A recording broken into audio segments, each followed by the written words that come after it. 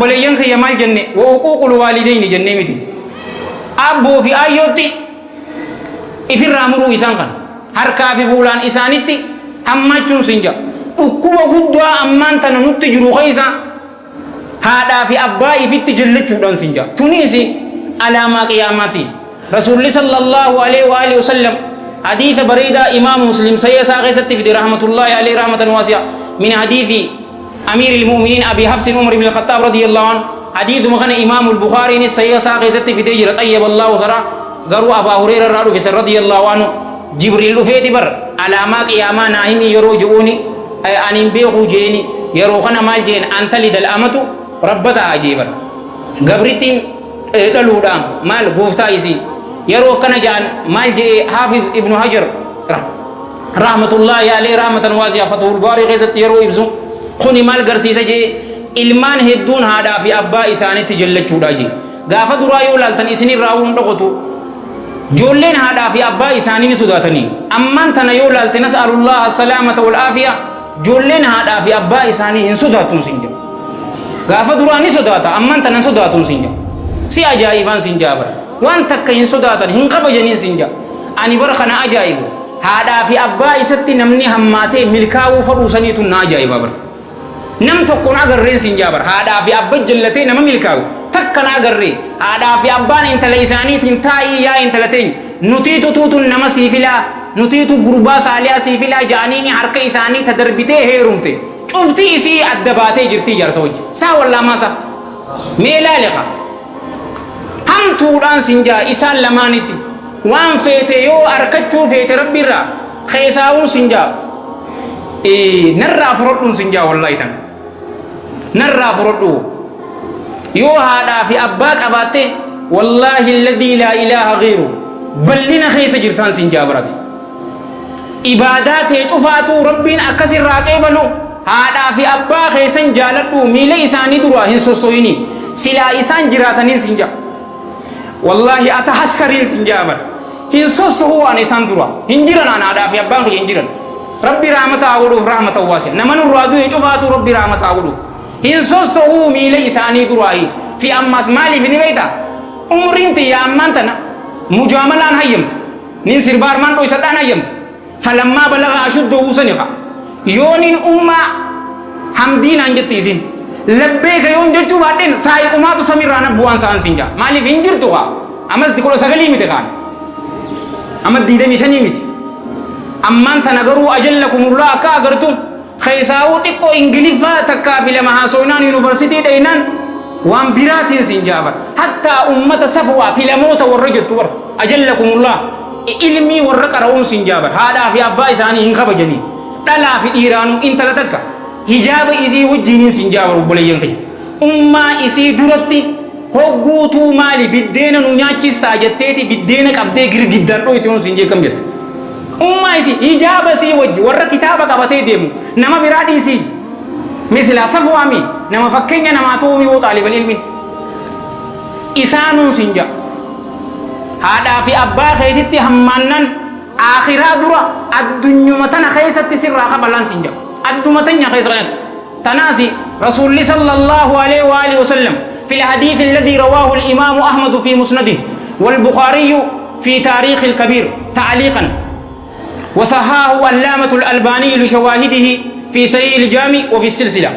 من حديث أبي بكرة رضي الله عنه قال قال رسول الله صلى الله عليه وآله وسلم اثنتان وفي رواية بابان ولم يخانوه لا لم يؤجلهم الله في الدنيا قبل الآخرة الله ولا منسن ني عريفة كيساجي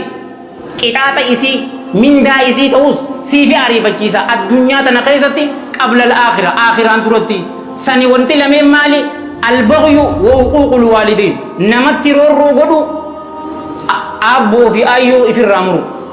أسمتي أغرتاني غربات وغافتوكو أبان إسا ندلو من سنجا دلج مالي في نرى هندوني أباساتين جابر نيدو كوبان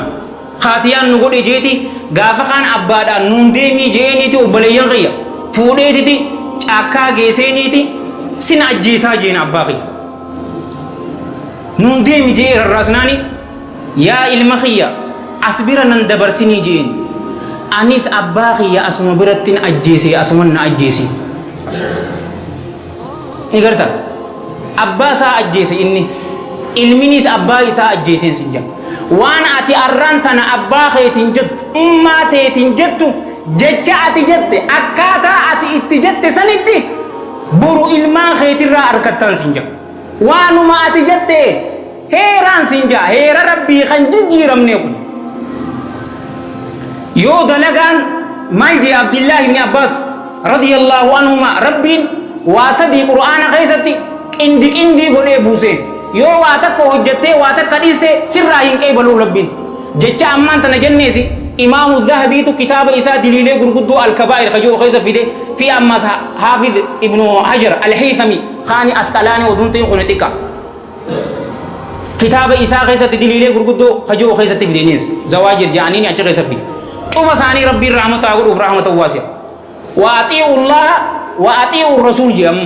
rabbiin subhaanahu wa ta'ala allahiifis eejaa ergamaa isaatiifis eejaa namni rabbiif ajajamee rasuula sallallahu alaihi wa alihi wasallam hin ajajamne dalagaan isaa isaaf hin qeebalamtu arraan tana jum'ataa miti namni tokko jum'ataniin salaata jedhee masgiida dhufuun rabbiif ayyame garuu akkumatti odoo jama'aan isan dabarree afuriin salaataa yoo jeekame yookaanuu magriiba meeqa salaan obboleen kayya magriiba meeqa salaan haya namni tokko akkumatti rabbii kiyyaan gammachiisuu fadhaa jee yoo afuriin salaata jee irraa qeebalamti maaliif rasuulli sallallahu alaihi wa alihi wasallam sadii salaataan hin jeeka yoo makkas godhe fuulaanii isa dhoomti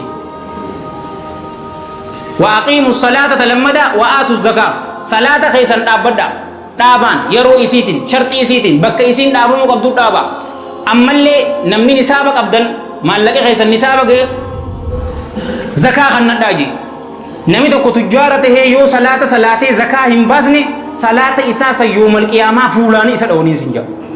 نجير تو دين السلام مجامل لنقرين بوليس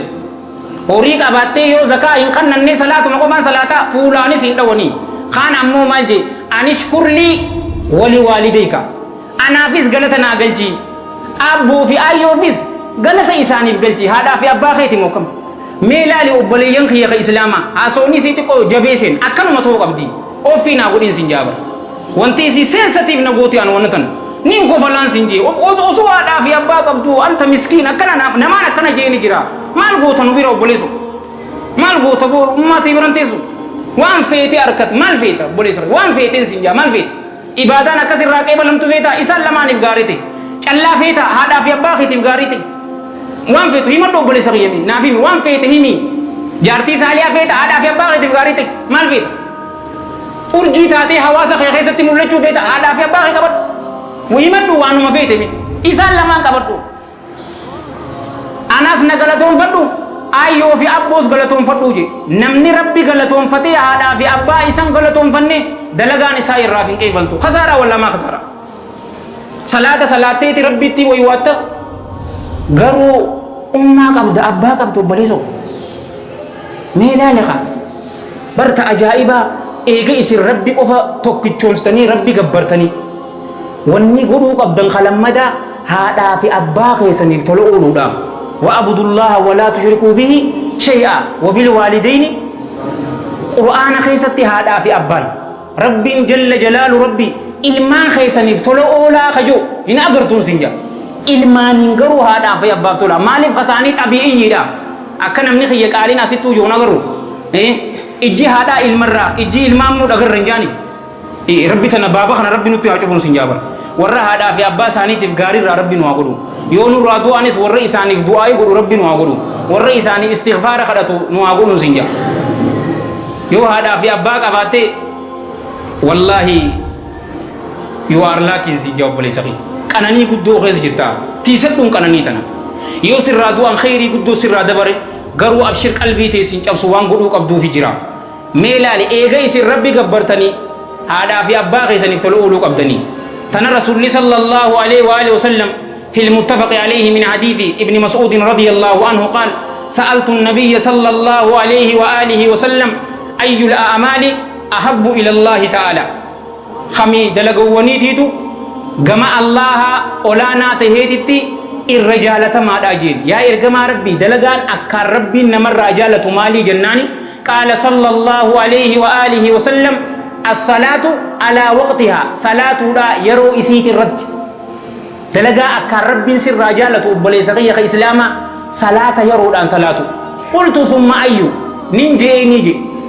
إيغنا هو يا إرغما ربي جنان قال صلى الله عليه وآله وسلم بر الوالدين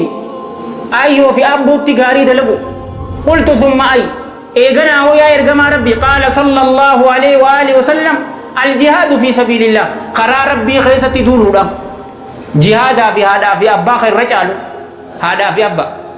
إنما هذا في أبا خير تجاجلوا خيسة في المتفق عليه من حديث عبد الله بن عمرو بن العاص رضي الله عنهما قيانا من حجي دقو يو أتمان لك هنكبان هذا في أبا يو قبات يو إسانيب تلوت أجري حجي سنسيغنا نمني هذا في أبا إستي همات والرئي بالذات سنجا والإياذ بالله نمني هذا في أبا إستي حركا في فولان اتهامات والله الذي لا إله غيره جنتني هنجرتون سنجا وبليسو غرو فالان إسيتس أقسمت لغا يو هذا في أبا غيتي تلوت أتي ور جنتاتي تناسي حديثات تنوفدان سنجاب والحديث رواه الإمام أحمد في مسنده والنسائي في سننه وعبد الرزاق في مصنفه بسند صحيح من حديث عائشة رضي الله عنها أن رسول الله صلى الله عليه وآله وسلم قال دخلت الجنة فسمعت فيها قراءة فقلت من هذا رسول الله صلى الله عليه وآله وسلم جنة سينيجي يرون جنة سينو جنة خيست قرآن قرآمون رقيه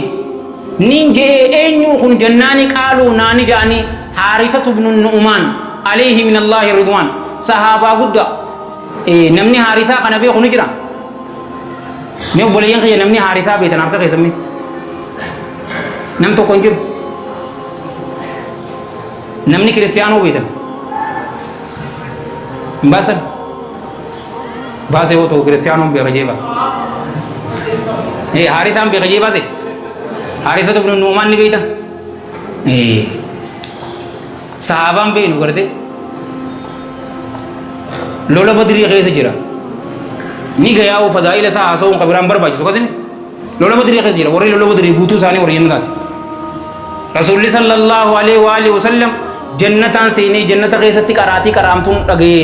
एन्यु कुन योरों जेगा फटू हारिथा इल्मन उमानी नांजानी فقال صلى الله عليه وآله وسلم كذاكم البر كذاكم البر كذا كنا بانكم إسنين بانا غاري دلقون أكنا حارثان نما أمة إساتي في أبا إساتي في أكان غاري تري جنة سينتا جيجو تصديس عمال جنة على وقول الزور رقا خجب دو سنبو زمن أمان تناقي زمان هاسوي تبولي سغيب نمنك أرشد إبشا نيجيجا وان هن أغرّي والله الذي لا إله غيره أغرّيت جرا يرو إسا تحديد قدو لغيت جرا قرخيان إجخيان أغرّين أرشد إبتك كابجي أجلكم الله والله الذي لا إله غيره إشرين إبجي أكس قدا